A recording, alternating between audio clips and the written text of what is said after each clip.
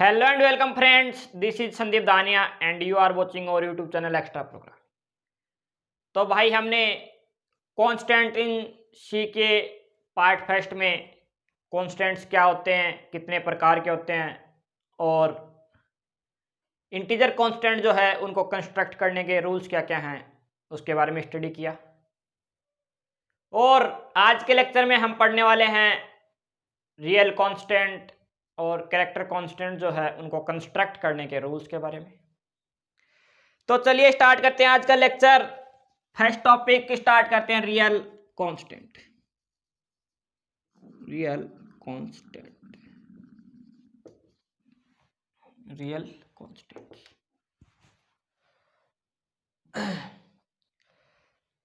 Real constant जो है उनको आप फ्लोटिंग पॉइंट कांस्टेंट भी बोल सकते हैं।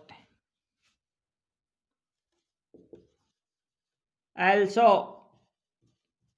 known as floating point constant।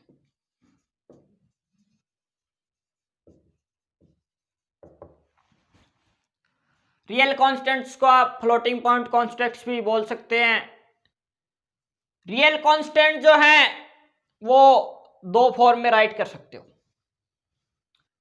First is fractional form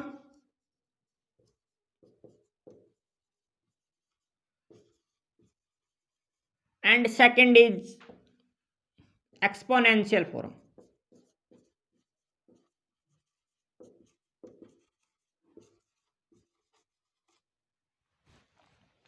real constants जो हैं उनको आप एक्सपोनेंशियल फॉर्म और फ्रैक्शनल फॉर्म दो फॉर्म में जो है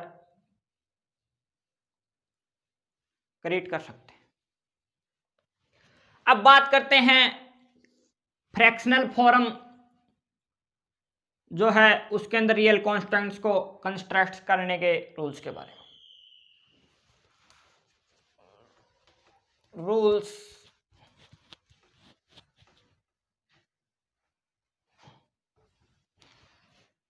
rules for constructing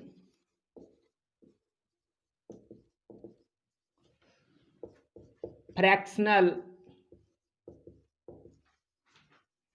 form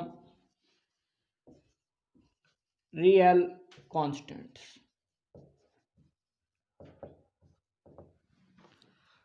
fractional form जो है उसके अंदर रियल कांस्टेंट्स जो हैं उनको कंस्ट्रक्ट करने के रूल के बारे में पढ़ते। फर्स्ट रूल जो है फ्रैक्शनल फॉर्म के अंदर वो ये है कि आपका जो कांस्टेंट जो है वो एटलीस्ट वन वैल्यू तो होनी चाहिए उसकी। It must have at least one digit, कम से कम एक डिजिट तो जो है उसकी होनी चाहिए। उसके बाद नेक्स्ट रूल जो आता है वो आता है कि it must have decimal point, उसके अंदर डेसिमल पॉइंट होना कंपलसरी है, होना ही चाहिए। मतलब ये कि आप जो है रियल कांस्टेंट्स को जो है फ्रैक्शनल फॉर्म में जब आप उनको कंस्ट्रक्ट कर रहे हो तो आप उसको 5.2 1.3 इस प्रकार से कंस्ट्रक्ट कर सकते हो। इस प्रकार से कंस्ट्रक्ट नहीं कर सकते सिर्फ 5 लिख दिया, सिर्फ 2 लिख दिया, इस प्रकार से आप जो है उसको कंस्ट्रक्ट नहीं कर सकते। हाँ 5.0 2.0 इस प्रकार से आप जो है उसको कंस्ट्रक्ट कर सकते हो, बट केवल 5 या केवल 2 जो है नहीं लिख सकते। डेसिमल पॉइंट होना कंपलसरी है। उसके बाद थर्ड पॉइंट जो आता है वो आता है कि भाई जो आपका जो रियल कांस्टेंट जो है उसकी वैल्यू पॉजिटिव भी हो सकती है और नेगेटिव भी, दोनों ही वैल्यू उसकी हो सकती है। It is either positive positive और नेगेटिव। इसकी वैल्यू पॉजिटिव भी हो सकती है और नेगेटिव भी हो सकती है। मतलब ये कि आप जो है -5.2 भी लिख सकते हैं और +5.2 भी लिख सकते हैं। आप पॉजिटिव वैल्यू भी ले सकते हैं और नेगेटिव वैल्यू भी ले सकते हैं। उसके बाद नेक्स्ट जो रूल आता है वो आता है कि डिफॉल्ट साइन जो है वो पॉजिटिव ही होगा। डिफॉल्ट साइन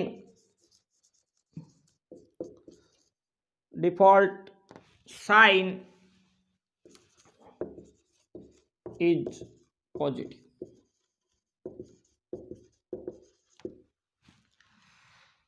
मतलब क्या हुआ इसका मतलब हुआ कि अगर मान लो आपने लिख दिया 5.9 तो यहां पे इसके आगे जो साइन जो होगा वो प्लस ही होगा, डिफॉल्ट साइन प्लस ही होगा। मान लो कि आपने लिख दिया 3.2 और आपने इसके आगे कोई भी साइन जो है वो शो नहीं करवाया तो इसका डिफॉल्ट साइन जो है वो पॉजिटिव ही होगा। उसके बाद अगला जो रूल आता है वो ये कि भैया ये रियल कांस्टेंट जो है फ्रैक्शनल फॉर्म के, इनके अंदर आप जो है कोई भी कॉमा या ब्लैंक स्पेस का यूज नहीं कर सकते। नो कॉमास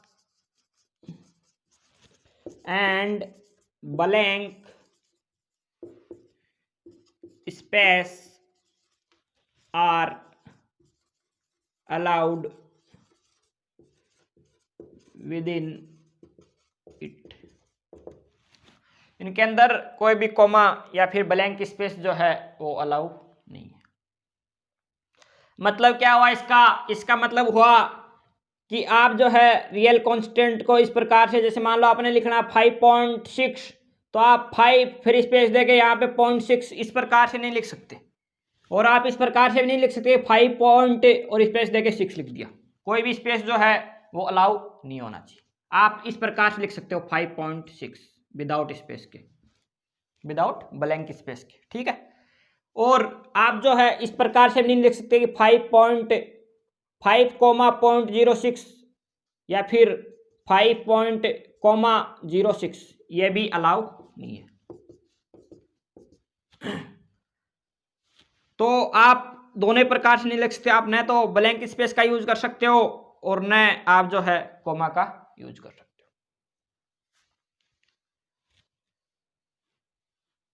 अब बात करते हैं फ्रैक्शनल फॉर्म रियल कांस्टेंट्स के एग्जांपल्स की। एग्जांपल्स में आप बोल सकते हो 1.3 इस प्रकार से भी आप लिख सकते हो, +1.6 इस प्रकार से भी आप लिख सकते हो, -3.8 इस प्रकार से भी आप लिख सकते हो। बोला ना मैंने, पॉजिटिव भी हो सकता है, नेगेटिव भी हो सकता है। अगर आपने उसके आगे साइन शो नहीं किया तो उसका बाय डिफॉल्ट साइन जो है वो पॉजिटिव ही होगा। तो यहाँ पे 1.3 का जो साइन जो है वो पॉजिटिव माना जाएगा, ठीक है।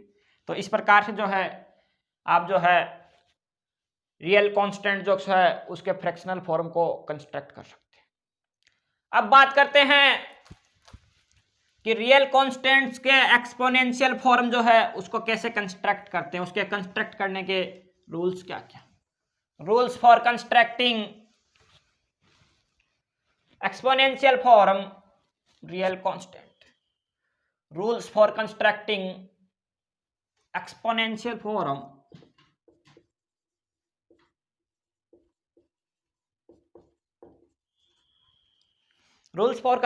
exponential form real constant।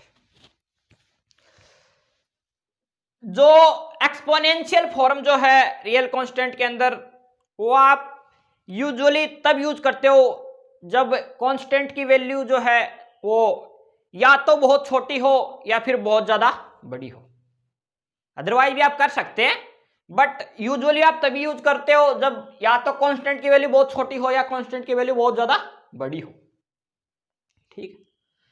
ये जो एक्सपोनेंशियल फॉर्म जो है उसे आप 2 पार्ट्स में लिखते हो। और दोनों पार्ट को जो है वो स्मॉल ई या कैपिटल ई से जो है सेपरेट करते हैं। मतलब कि जैसे मान लो कि आपने मैथमेटिकल एक्सप्रेशन कुछ भी लिखा 3.4 इंटू 10 की पावर -4, तो आप इसको जो है एक्सपोनेंशियल फॉर्म जो है उसके अंदर लिखोगे 3.4 e -4। आप जो है ये जो मैथमेटिकल एक्सप्रेशन जो है, जो मैथमेटिकल वैल्यू है, इसको आप जो है एक्सपोनेंशियल फॉर्म में इस प्रकार से लिखोगे। ये जो ई से पहले का जो पार्ट है आप इनको कैपिटल ई से भी सेपरेट कर सकते हैं, ध्यान रखना है। ये जो ई से पहले का पार्ट है इसे हम बोलते हैं मैंटिसा, मैंटिसा। और ये जो ई के बाद में जो ये पार्ट है इसे हम बोलते हैं एक्सपोनेंट, एक्सपोनेंट। ई से पहले वाले पार्ट को हम बोलेंगे मैंटिसा और ई के बाद वाले पार्ट को हम बोलेंगे एक्सपोनेंट। अब बात करते हैं इनके रूल्स के बारे में कि इनको कंस्ट्रक्ट करने के रूल्स क्या हैं।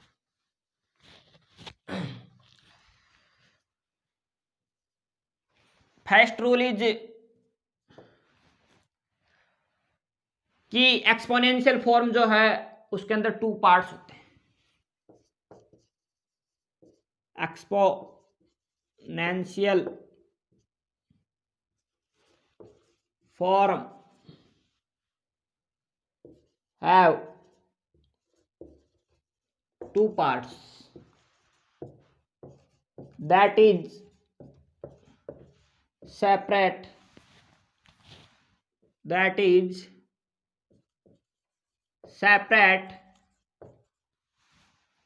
by या from, that is separate from small e और कैपिटल ई। एक्सपोनेंशियल फॉर्म जो है उसके अंदर 2 पार्ट होते हैं, उन दोनों पार्ट्स को हम जो है स्मॉल ई या कैपिटल ई से जो है सेपरेट कर सकते हैं। और वो दोनों पार्ट्स क्या कहलाते हैं? दैट पार्ट्स या these parts are called mantissa. E के पहले वाला पार्ट क्या कहलाता है? Mantissa and exponent. और ई के सेकंड बाद वाला पार्ट क्या कहलाएगा? एक्सपोनेंट। उसके बाद सेकंड रूल जो आता है वो आता है कि जो आपका मैंटिसा पार्ट जो है, यहां पे मैं लिख देता हूं कुछ इस प्रकार से, यहां पे लिख देता हूं E-4, आपको समझ ज्यादा आएगा। ये जो पार्ट है वो हो गया mantissa and this is exponent.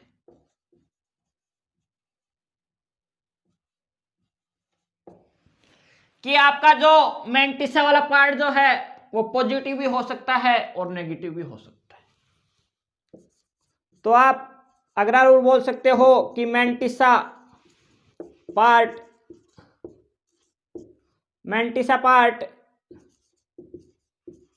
Either positive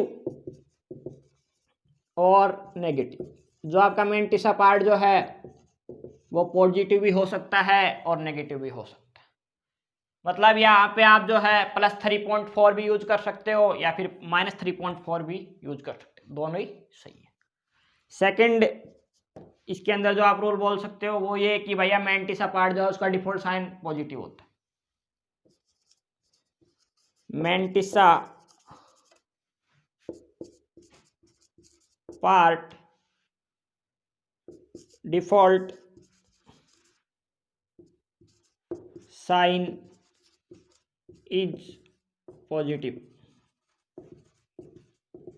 मतलब कि यहाँ पे आपने जैसे यहाँ पे लिख रखा आपने 3.4 E-4, तो यहाँ पे 3.4 क्या आ गया, आपने जो है कोई भी साइन जो है वो शो नहीं किया, तो यहाँ पे डिफॉल्ट साइन जो है वो पॉजिटिव होगा।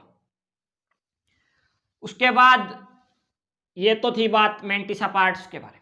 अब बात करते हैं एक्सपोनेंट पार्ट के बारे में। तो एक्सपोनेंट पार्ट के भी वही रूल्स हैं कि exponent part must have at least 1 digit, कम से कम 1 डिजिट तो जो है वो रखेगा, at least 1 digit, at least 1 digit. ठीक है। अगला जो रूल आप बोल सकते हो वो आप बोल सकते हो कि भैया मेंटिसा पार्ट जो है वो पॉजिटिव भी हो सकता है और नेगेटिव भी हो सकता है। मेंटिसा नहीं, sorry, exponent. Exponent part is either positive और नेगेटिव। मेंटिसा पार्ट जो है एक्सपोनेंट पार्ट जो है वो पॉजिटिव भी हो सकता है और नेगेटिव भी हो सकता है। उसके बाद अगला रूल जो आता है वो आता है कि भैया जो आपका एक्सपोनेंट पार्ट जो है उसके अंदर आप जो है कोई भी कोमा या ब्लैंक स्पेस का यूज नहीं कर सकते। और उससे पहले आप यही बोल सकते हो कि इसका भी जो डिफॉल्ट साइन जो होता है वो होता है positive. Exponent part default sign is positive. Exponent part जो है उसका भी डिफॉल्ट साइन जो है वो पॉजिटिव होता है। उसके बाद अगला पॉइंट आप वही बोल सकते हैं कि एक्सपोनेंट पार्ट जो है उसके अंदर कोई भी कोमा या ब्लैंक स्पेस नहीं होना चाहिए। अब बात करते हैं एग्जाम्पल्स के बारे में। फ्रैक्शनल जो आपकी एक्सपोनेंशियल फॉर्म जो है उसके एग्जाम्पल्स जो हैं वो आप उनके बारे में बात करते हैं कि आप किस प्रकार से जो है राइट कर सकते हैं।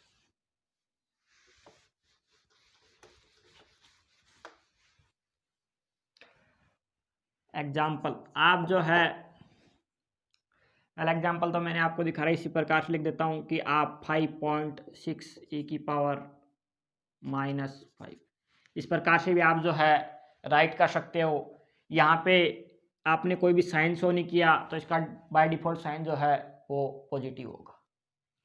उसके अलावा आप जो है +1.3 e पावर +6 इस प्रकार से भी आप जो है राइट कर सकते हो। उसके अलावा आप जो है इस प्रकार से, जैसे मान लो कि आपने लिख दिया -9.6 कैपिटल ई और +3, ये भी सही है।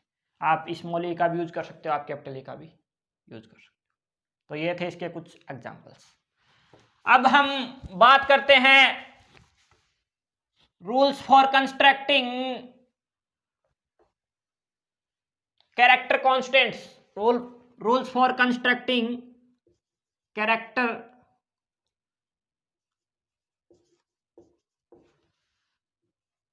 कॉन्स्टेंट्स।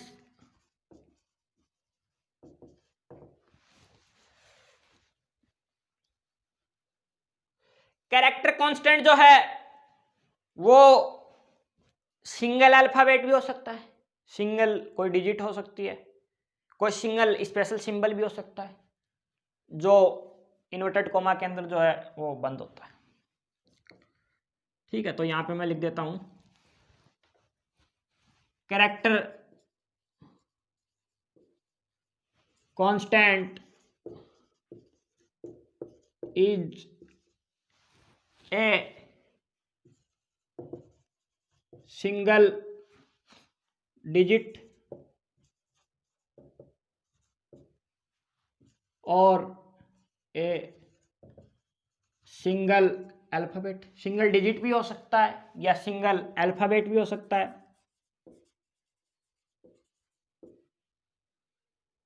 और a single special symbol.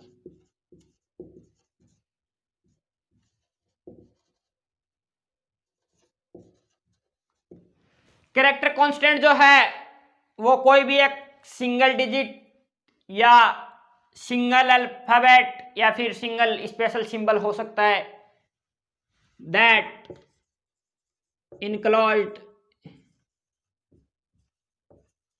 within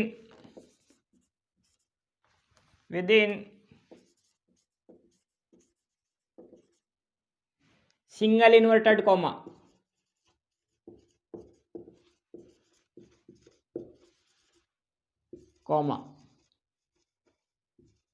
character constant जो है वो कोई भी एक सिंगल डिजिट, सिंगल अल्फाबेट या सिंगल स्पेशल सिंबल हो सकता है जो है सिंगल इन्वर्टेड कोमा के अंदर जो है इनक्लोज्ड होता है। एग्जाम्पल के लिए मान लो कि ए लिख दिया आपने, ये भी जो है एक कैरेक्टर कांस्टेंट है जब आप इसको इस प्रकार से सिंगल इन्वर्टेड कोमा के अंदर जो है वो क्लोज कर देते हो। उसके बाद मान लो कि आपने लिख दिया 5 और इसको इस प्रकार से जो सिंगल इन्वर्टेड कोमा जो है उसके अंदर इनक्लोज कर दिया, तो तब ये 5 भी क्या, 5 भी जो है वो एक कैरेक्टर कांस्टेंट है। उसके अलावा मान लो आपने लिख दिया असाइनमेंट ऑपरेटर और इस प्रकार से सिंगल इन्वर्टेड कोमा में इसको बंद कर दिया, तो ये भी क्या है, ये भी एक जो है कैरेक्टर कांस्टेंट है। ध्यान रखना, आप जो ये सिंगल इन्वर्टेड कोमा जो है उसको आप इस प्रकार से नहीं लिख सकते आपने लिखा ए, और आप इस प्रकार से नहीं लिख सकते कि आपने इस प्रकार से लिख दिया। लेफ्ट की तरफ ही जो है हमेशा इन्वर्टेड कोमा जो है वो मूव करना चाहिए। यहाँ पे ये जो है आप इस प्रकार से राइट नहीं कर सकते। हाँ, आप इस प्रकार से राइट कर सकते हैं, समझ गए। इस प्रकार से राइट नहीं कर सकते, ए और ये दोनों जो पार्ट जो हैं वो लेफ्ट की तरफ मूव होने चाहिए।